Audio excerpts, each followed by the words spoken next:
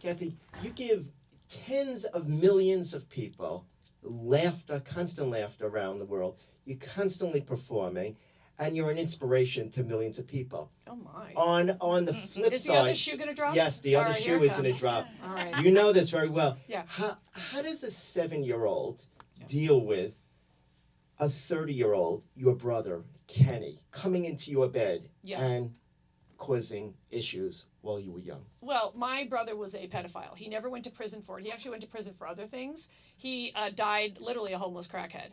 And so I think growing up with that influence, and I talked about it in my last book, but I think when you have that level of sort of darkness around your house, and we were an Irish Catholic family, which of course meant it was our fault.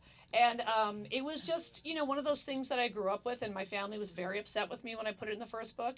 But, it's a big part of your makeup. If anyone has been through that experience with a friend or a relative of yourself, it has a way of seeping into kind of everything you do. So one of the many reasons I think I have a sense of humor that certainly goes too far is that's all I know. Like, for my whole life, it's like everything's been too far. The only thing that's sort of nice is, like, within my generation, the expression dysfunctional family didn't even exist while we were living it. But now it's sort of better. People are a lot more open about, my theory, everyone has a relative in prison.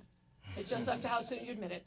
But yeah, I think those kind of trials and tribulations, for me, I kind of talk about them because I'm sort of an open book, and also they form us, and people have, I had a husband who embezzled from me. That fucking sucked. So that's when you want to, honestly, as a comic, that's when you actually want to hit the mic.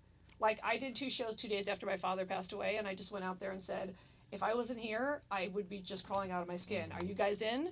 And the audience was like, okay. And then we were sort of able to do it. So I'm a big believer in comedy in those times.